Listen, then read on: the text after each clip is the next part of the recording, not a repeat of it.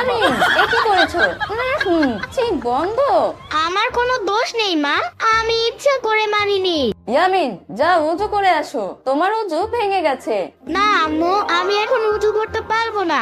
যা বলছি, উজু না করলে নামাজ পড়া যাবে না, তুমি জানো না? যাইতাছি।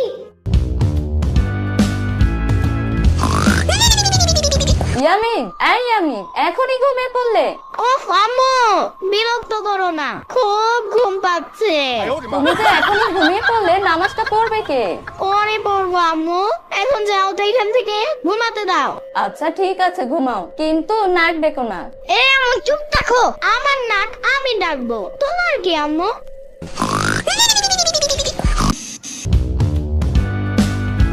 এগুলো সব আমার জন্য।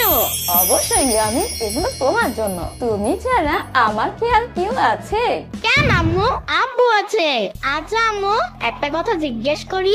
হ্যাঁ করো। আমার আব্বু তোমার কি হয় আম্মু? এই কেমন অদ্ভুত প্রশ্ন? বলো না আম্মু, বলো। কালকে তোমার আব্বু আসবে, তখন তাকে জিজ্ঞেস করো তুমি। কালকে আব্বু আসবে? ওরে কি মজা।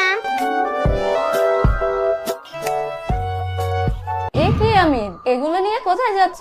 বন্ধুদের দেখাতে আম্মু, এখনই চলে আসবো।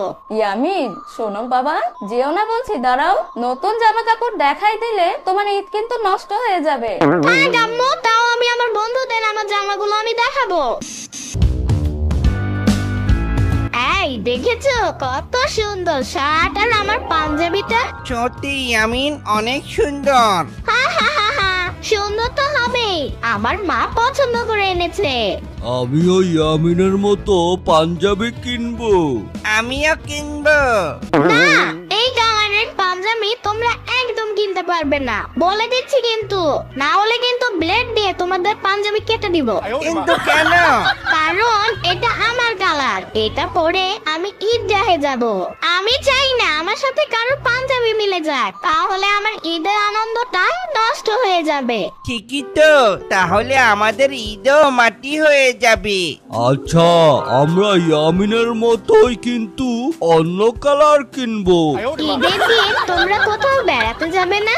আমি আব্বুর সাথে আমার গ্রামের বাড়িতে যাব। আমি মামার বাড়ি যাব। তুমি কোথাও যাবে ইয়ামিন? আমি যাব আমার নানু বাড়ি। কি মজা, নানু বাড়ি গিয়ে ঘরে ঘরে মজার খাবার খাবো, ঘুরবো, মাছ ধরবো, তার উপরে সেখানে সাম্বাও থাকবে। তোমার নানির বাড়ি কোথায়? বলবো না, পরে তোমরাও আবার যেতে চাবে, তা হতে দিব না।